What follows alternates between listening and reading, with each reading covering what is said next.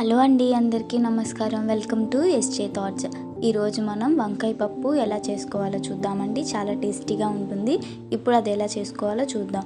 ముందుగా వంకాయలు, టమోటాలు, పచ్చిమిరపకాయలు తీసుకోవాలండి. కందిపప్పు తీసుకున్నాము.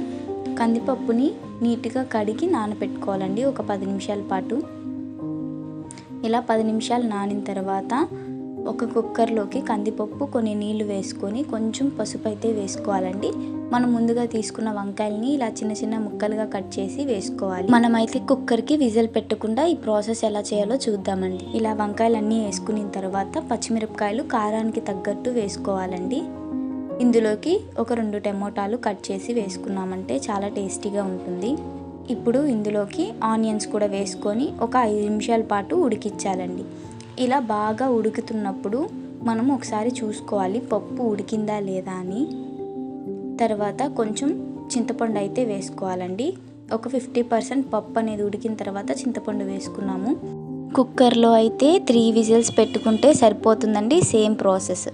కందిపప్పు బాగా ఉడికిన తర్వాత అందులోంచి నీళ్లు సపరేట్గా తీసి పక్కన పెట్టుకోవాలండి.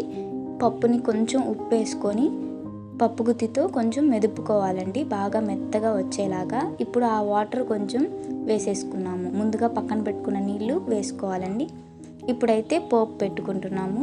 ఒక 2 స్పూన్ల వరకు ఆయిల్ వేసుకొని ఆవాలు, జీలకర్ర, అలాగే ఎండుమిరపకాయ అయితే వేసుకొని పోపు పెట్టుకుంటున్నామండి. కొంచెం కరివేపాకు, సన్నగా తరిగి పెట్టుకున్న ఆనియన్ ముక్కలు కూడా వేసేసాము. ఇలా పోపు పెట్టుకుంటే చాలా టేస్టీగా ఉంటుందండి వంకాయ పప్పు అయితే. రైస్లోకి, రాగి సంగట్లోకి, చపాతీలోకి వంకాయ పప్పు చాలా బాగుంటుందండి. చూశారు కదా, మన వంకాయ పప్పు అయితే రెడీ అయిపోయిందండి. ఇప్పుడు ఇందులోకి కొంచెం సాల్ట్ అయితే యాడ్ చేస్తున్నాము. ఉప్పు అయితే తగ్గితే మీరు కొంచెం యాడ్ చేసేసుకోండి, సరిపోతుంది. చూశారు కదండి, ఎంతో టేస్టీ అయిన వంకాయ పప్పు అయితే రెడీ అయిపోయింది. చాలా బాగుంటుందండి, తప్పకుండా ట్రై చేయండి.